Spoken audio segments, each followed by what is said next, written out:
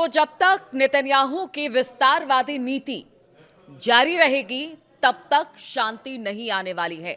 नमस्कार, मैं हूं नीलू। क्योंकि बीते कुछ दिनों में जिस तरह से लेबनान में हमला किया इजराइल ने, उसके बाद ईरान ने कहा कि बातचीत तभी अमेरिका के साथ होगी जब लेबनान पर ये हमले जो हैं वो बंद होंगे, लेकिन ऐसा नहीं हुआ। और इसके बाद ईरान के सब्र का बांध टूटा और ईरान ने भी हमला किया।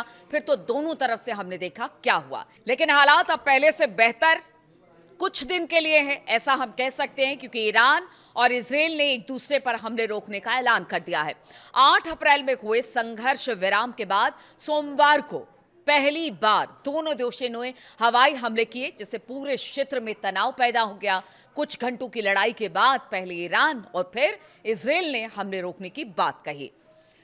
हमले रोकने के साथ ही दोनों ही पक्षों ने चेतावनी दी कि सीजफायर का उल्लंघन हुआ तो उसका कड़ा जवाब दिया जाएगा।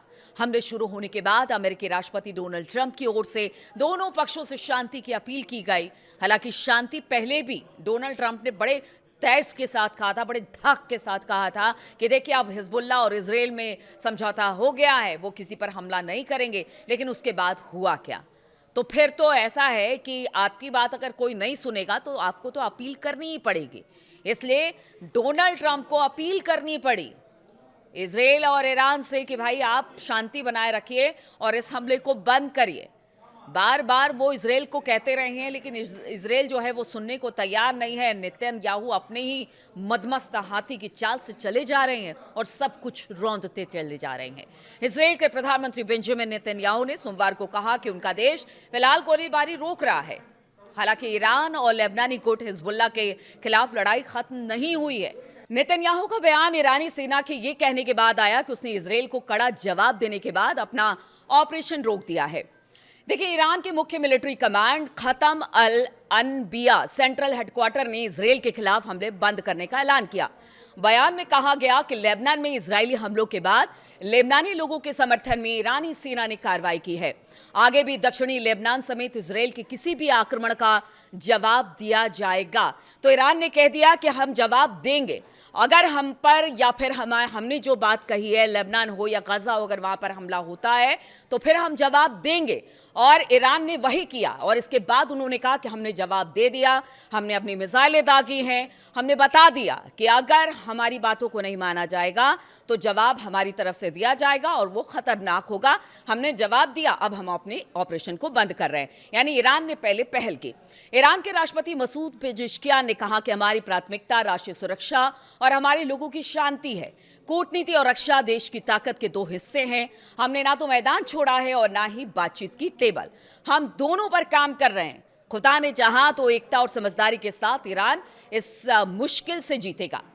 यानी वो कह रहे हैं कि देखिए, बातचीत हम नहीं छोड़ रहे, ना ही हम किसी बात से पीछे हट रहे हैं।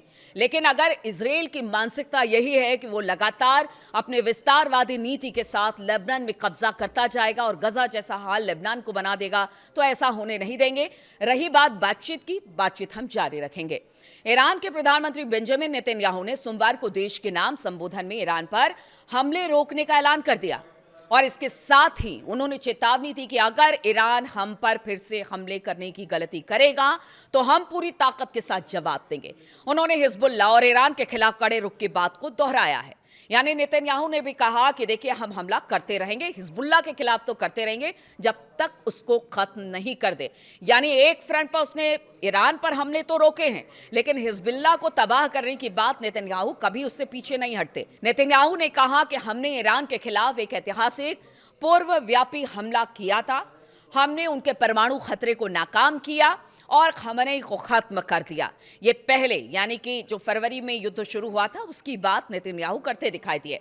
अगर हमने समय पर जबरदस्त ताकत से कार्रवाई नहीं की तो आज हम यहां नहीं होते। हमारा रुख साफ है कि ईरान के पास न्यूक्लियर हथियार नहीं होंगे तो नहीं होंगे। और जब तक इस बात को ईरान स्वीकार नहीं करता है, तब तक चाहे कुछ हो जाए, हिजबुल्लाह को भी हम खत्म करेंगे क्योंकि वो हमारे लिए संकट है। ईरान को भी न्यूक्लियर हथियार छोड़ने पर मजबूर करेंगे क्योंकि वो भी हमारे लिए संकट है। इधर अगर अमेरिकी राष्ट्रपति की बात की जाए तो अमेरिकी राष्ट्रपति डोनाल्ड ट्रंप ने तनाव के बीच ईरान से कहा कि वो इजराइल पर मिसाइलें दागना बंद करे और बातचीत की मेज पर लौटे। ट्रंप ने दावा किया कि ईरान की ओर से मिसाइलें दागने से पहले अमेरिका और ईरान समझौते के बहुत करीब पहुंच चुके थे। ये बात खुद डोनाल्ड ट्रंप भी मानते हैं कि ये जो युद्ध है जो इजराइल ने छेड़ा है, अगर वो इसी तरह से करता रहा तो शायद बातचीत डिरेल हो जाएगी। जो एक संकट पूरी दुनिया में बना हुआ है, उस संकट से निपटने का रास्ता नहीं मिलेगा। इसलिए उन्होंने ईरान से कहा कि देखिए, इस समय इस तरह से एक दूसरे पर हमला करना ठीक नहीं है और बातचीत के मंच पर बैठना ही मुफीद समय है। इस बीच ये सब हो गया, यानी एक दूसरे पर हमला इजराइल और ईरान ने कर दिया। यानी ईरान से जंग लड़ते लड़ते अमेरिका के राष्ट्रपति डोनाल्ड ट्रंप और इजरायली प्रधानमंत्री बेंजामिन नेतन्याहू खुद आपस में ही अब उलझते दिखाई दे रहे हैं, क्योंकि दो दिशा में जाते दिखाई दे रहे हैं। नेतन्याहू का कहना है कि जब तक उनकी समस्याएं हल नहीं हो जाएंगी, यानी समस्याओं को क्या बताते हैं, हिजबुल्लाह बताते हैं, परमाणु ठिकाने बताते हैं ईरान के, इन सब को बोलते हैं कि जब तक वो खत्म नहीं होगा उनका युद्ध खत्म नहीं होगा। और ट्रंप अब ये चाहते हैं कि अब यहां से कोई किसी बात पर, यानी किसी निष्कर्ष पर पहुंचा जाए, कोई एक बातचीत का रास्ता अख्तियार कर इस युद्ध को खत्म किया जाए।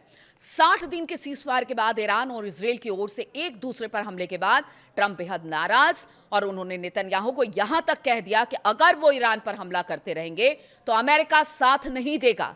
यानी जो अमेरिका हमेशा से उसके अच्छे बुरे फैसले में, यानी कि नेतन्याहू और इजराइल के साथ खड़ा रहा, वो अब ये कह रहा है कि अगर आप अपनी हरकतों से बाज नहीं आते हैं तो आपको अमेरिका अकेला छोड़ देगा और अकेले ही सब कुछ आपको करना होगा।